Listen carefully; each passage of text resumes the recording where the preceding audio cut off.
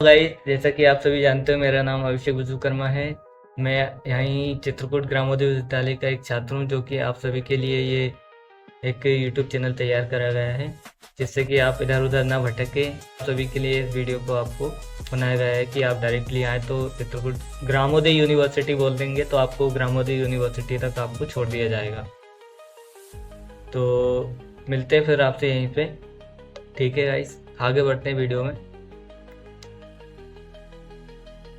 तो सभी को जयराम जी की। तो आप कैसे हो सब? तो आप सभी के लिए एक वीडियो लेके आया हूँ, जो महात्मा गांधी चित्रकूट ग्रामोदय विश्वविद्यालय द्वारा जो काउंसलिंग होती है, तो उसके लिए क्या क्या डॉक्यूमेंट्स लेके आने हैं और काउंसलिंग की प्रोसेस क्या रहेगी और MPPAT की जो काउंसलिंग कब होगी और उसकी रिपोर्टिंग टाइम क्या है और रजिस्ट्रेशन कब करना है और BSc एग्रीकल्चर होनेस्ट की जो सीट कितनी होती है, गर्ल्स की कितनी होती है, बॉयज़ की कितनी होती है, तो फीस कितनी होती है, और इसके अलावा गर्ल्स हॉस्टल कैसा है, बॉयज़ हॉस्टल कैसा है, कितनी फ़ीस लगती है गर्ल्स हॉस्टल की और बॉयज़ हॉस्टल की कितनी फ़ीस लगती है, और एग्रीकल्चर फैकल्टी कैसी है।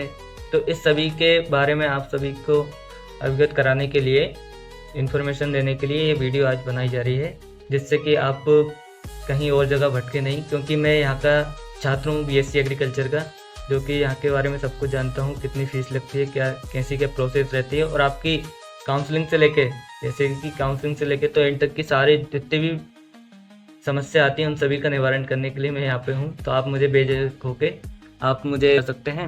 और जैसे कि आप वीडियो में आगे बढ़ने से पहले आप सभी के लिए एक इन्फॉर्मेशन देनी है कि जैसे भी आपको भी कोई डाउट होता है तो आप व्हाट्सएप ग्रुप पे ज्वाइन कर सकते हैं। एजुकेशन सफारी करके व्हाट्सएप ग्रुप बनाया गया है, जो कि डिस्क्रिप्शन में आपको लिंक दे दी जाएगी। क्योंकि आप डायरेक्टली यूट्यूब पे तो सर्च करते नहीं हो, सोशल मीडिया पे व्हाट्सएप अधिकतर लोग यूज़ करते हैं मेनली, और टेलीग्राम पे भी बना रखा है। तो जैसे भी यहाँ से कोई भी नोटिफिकेशन आता है कि रजिस्ट्रेशन कब करना है, कैसी क्या फ़ीस वगैरह है और रजिस्ट्रेशन की, तो आप सभी के पास में जानकारी पहुँच जाएगी। तो आप बेझिझक होकर बने रहिए हमारे साथ में, और चैनल को सब्सक्राइब करें, वीडियो को लाइक करें, जिससे कि आप सभी के जो नीचे जूनियर्स हैं जो आने वाले, तो उन सभी के पास में इस वीडियो को पहुंचाया जा सके। तो वीडियो में आगे बढ़ते हैं हम। तो बात करेंगे हम कि MPPAT की काउंसलिंग कब होती है। तो ठीक है गाइस, बढ़ते हैं आगे। तो गाइस, हम बात करने वाले हैं MPPAT काउंसलिंग के बारे में, महात्मा गांधी चित्रकूट ग्रामोदय विश्वविद्यालय द्वारा जो होने वाली है, कब होगी। तो अभी कोई नोटिफिकेशन नहीं आया है, लेकिन जैसे ही नोटिफिकेशन आता है तो आप सभी के पास में इन्फॉर्मेशन पहुंच जाएगी। लेकिन इससे पहले भी कुछ रिक्वायरमेंट होती है जो कि स्टूडेंट को पूरी करनी होती है, जैसे कि डॉक्यूमेंट्स बहुत ही इंपॉर्टेंट होते हैं। अगर आपका कोई भी डॉक्यूमेंट छूट जाता है तो समस्या आ जाती है, लेकिन आप इससे पहले ही उन सभी चीज़ों को पूरा कर लें कि आपके पास में संबल कार्ड नहीं है या आय प्रमाण पत्र नहीं है, या है तो रिन्यूअल करवा लें, क्योंकि 3 साल का लगता है कि 3 साल के बाद में इसको रिन्यूअल करवाना पड़ता है। तो इस टाइप की कुछ फॉर्मेलिटीज़ ही होती हैं जो पूरी करनी होती है, जो विश्वविद्यालय द्वारा है। और फिर आगे बढ़ते हैं हम कि काउंसलिंग हम बात करते हैं डॉक्यूमेंट्स की, कि डॉक्यूमेंट्स कौन कौन से लगेंगे। तो फर्स्ट नंबर पर आपको जो रजिस्ट्रेशन करा है उसको आपको प्रिंट करवाना है और लेके आना है ना। क्या होगा रजिस्ट्रेशन।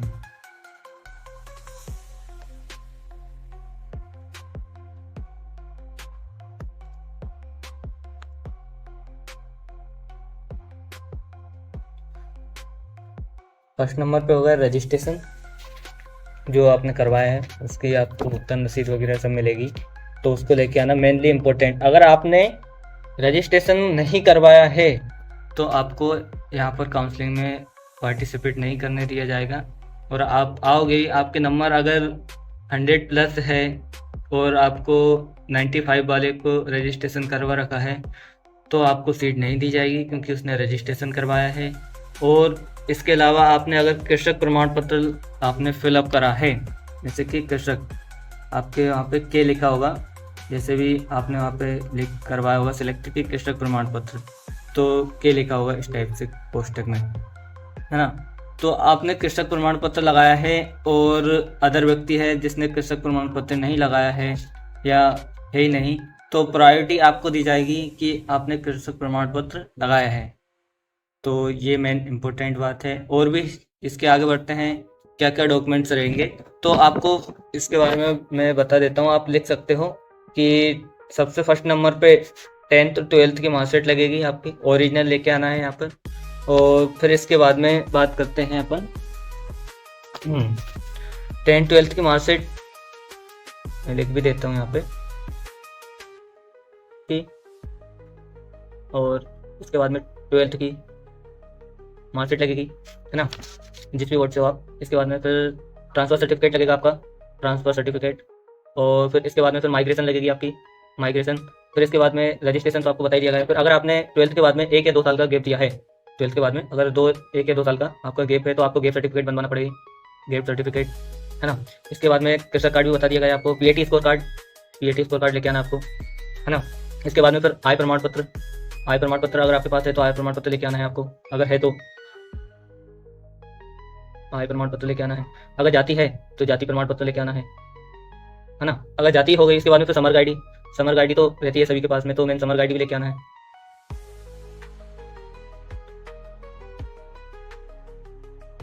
समर गाइडी,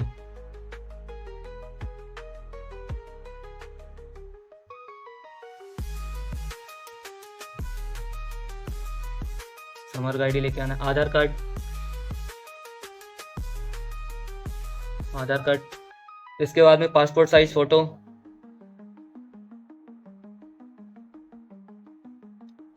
फिर इसके बाद में अगर आपके पास पे स्थानीय निवासी लेके आना है मेन।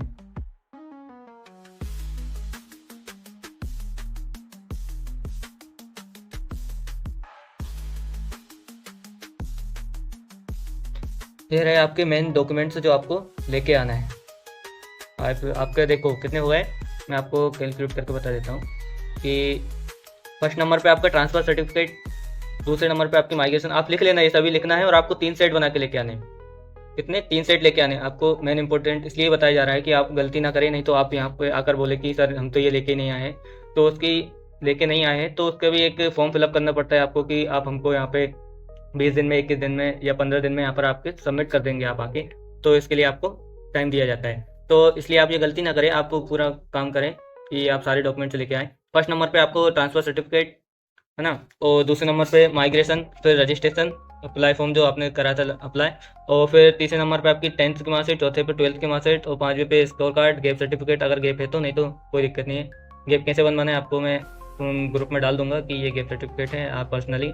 फिर कृषक प्रमाण पत्र अगर लगाए है, आय प्रमाण पत्र और जाति प्रमाण पत्र और आधार कार्ड और पासपोर्ट साइज फ़ोटो और स्थानीय निवासी, तो ये सभी डॉक्यूमेंट्स हैं आपके। मैं काउंट करके बताता हूँ, 1 2 3 4 5 6 7 8 9 10 11 12 13, जो 13 चीज़ मैंने बताई है जो लेके आना आपको मेन इंपॉर्टेंट है। और आपको जैसे भी यहाँ पर अगर डॉक्यूमेंट्स का फॉर्म आता है तो मैं आपके पास तो ग्रुप में डाल दूंगा, तो आप लेके आएँ। और इसके बाद में हम आगे बढ़ते हैं काउंसलिंग प्रोसेस की, कहाँ पर होगी और कितने टाइम पे होगी।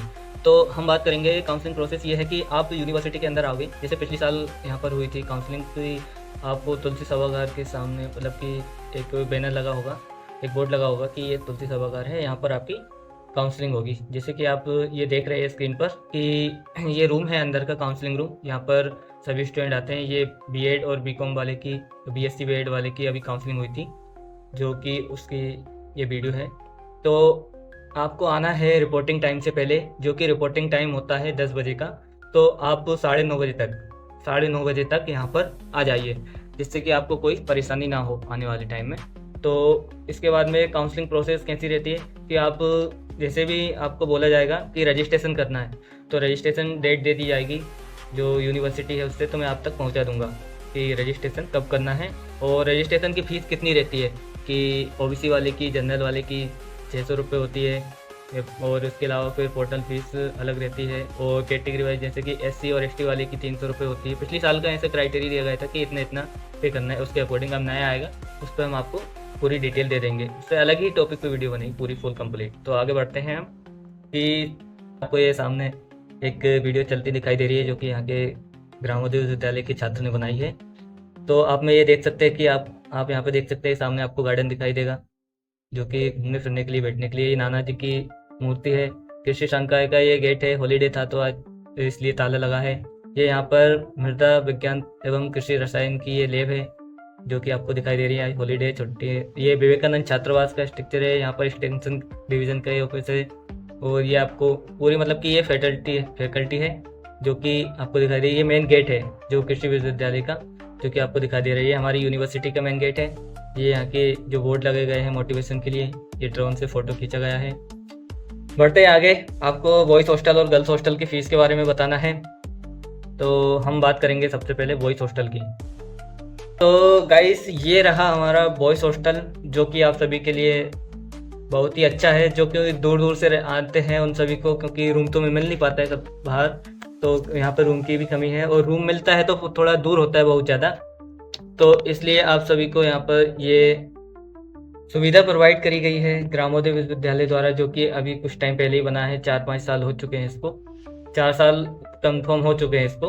तो स्ट्रक्चर बहुत अच्छा है इसका, देखने में भी, अंदर भी सुविधा भी है लेट बात की। और रूम में आपको एक रूम के अंदर आपको मिलेगी, यहाँ पर एक बेड मिलेगा सोने के लिए और एक टेबल मिलेगी, जो कि आपको यहाँ पर प्रोवाइड किया जाएगा। तो आप आएंगे जब आपको ऑफिस मिलेगा, नीचे आपको एंट्री करवानी है कि नाम पता जो भी, आपको आधार कार्ड वगैरह मांगेंगे बाद में, लेकिन आप अभी आएंगे तो आपको ये दिखा दिया जाएगा। आप आएंगे तो आप देख सकते हैं काउंसलिंग टाइम पे भी कि ये हॉस्टल कैसा है, क्या आपको कोई दिक्कत नहीं है, यहाँ पर सब जगह घुमाया जाएगा। तो इसकी फ़ीस की बात कर लेते हैं हम कि फ़ीस कितनी रहने वाली है इसकी।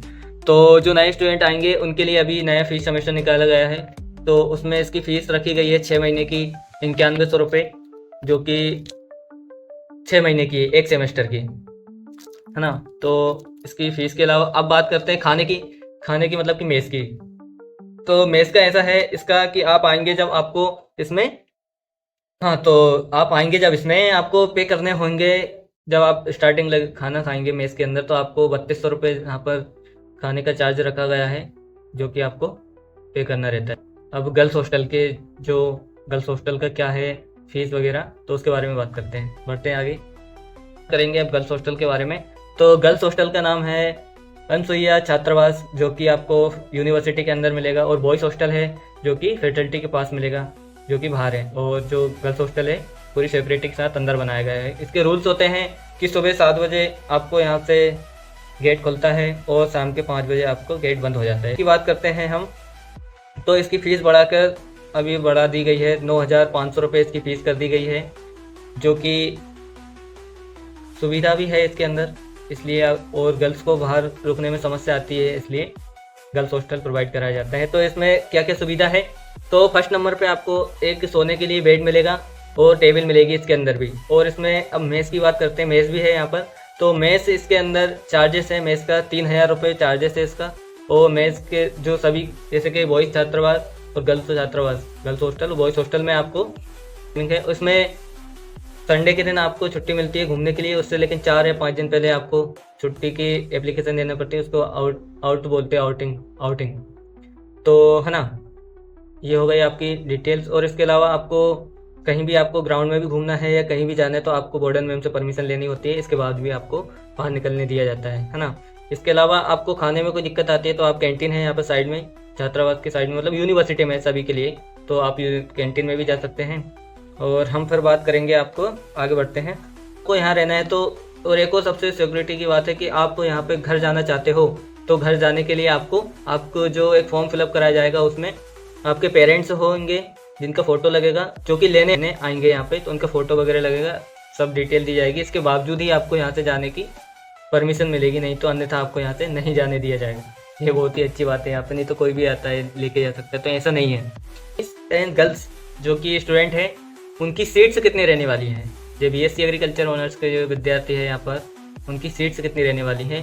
तो गर्ल्स की सीट रहने वाली है यहाँ पर 40 और बॉयज़ की सीट रहने वाली है यहाँ पर 80, जो कि आपको सामने दिखाई दे रहा है कि पाठ्यक्रम में प्रवेश लेने हेतु सीटों का विवरण यहाँ पर दिया गया है। तो आप देख सकते हैं यहाँ पर दी गई है, और कैटेगरी सीटों का भी यहाँ पर वर्णन किया गया है। हाँ, आपको मेन इंपॉर्टेंट बात बतानी थी कि अगर आप फ्री सीट पे हैं, मतलब आपने एडमिशन के लिए यहाँ पर अप्लाई करा है, रजिस्ट्रेशन करा है, और आपने अगर PAT के फॉर्म फिलअप करा है, उस टाइम पे अगर पेमेंट सीट का ऑप्शन येस नहीं करा है, तो आपको यहाँ पर सीट्स अवेलेबल नहीं कराई जाएगी, प्रोवाइड नहीं कराई जाएगी। तो आप इन चीज़ों का विशेष ध्यान रखें। तो गाइस, हम सीट के बारे में आपको बता ही दिया गया है कि गर्ल्स की और बॉयज़ की ये कैटेगरी वाइज है। आपको दिखाई दे रही है EWS की 1 सीट है, और बॉयज़ की ये आपको दिखाई दे रही है 9 सीट है। गर्ल्स की बात कर रहा हूँ, बॉयज़ में 2 सीट है और 19 सीट ये बॉयज़ की है। ये सभी जैसे आपको ये सभी विवरण दिया गया है, आप देख सकते हैं। आपको मैं PDF भी प्रोवाइड करवा दूंगा अगर ग्रुप में आप ज्वाइन होंगे तो। जिस टाइम पे नई अपडेट आएगी तो ये पुराना वाला PDF है, लेकिन सीटें इतनी ही रहती है। पूरी 120 सीट है यहाँ पर महात्मा गांधी कृषि विश्वविद्यालय के अंदर, ग्रामोदय विश्वविद्यालय में। तो बढ़ते हैं आगे गाइस, हम सीट के बारे में आपको डिटेल बता दी गई है कि कितनी सीट्स है।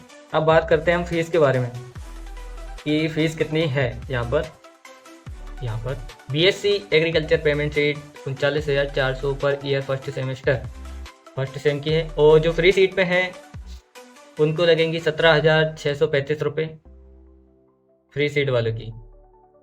सेकेंड सेम चालू होगा उसमें लगेगी फ्री सीट वाले की 12,335 रुपये, जो कि आपको यहाँ पर दिखाई दे रहा होगा।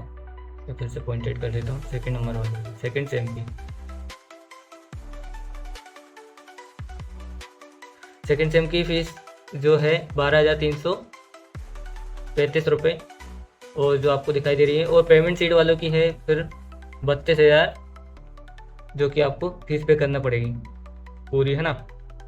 अब बात कर लेते हैं हम कि जो स्कॉलरशिप कैसी क्या है MP वालों की और अदर स्टेट वालों की।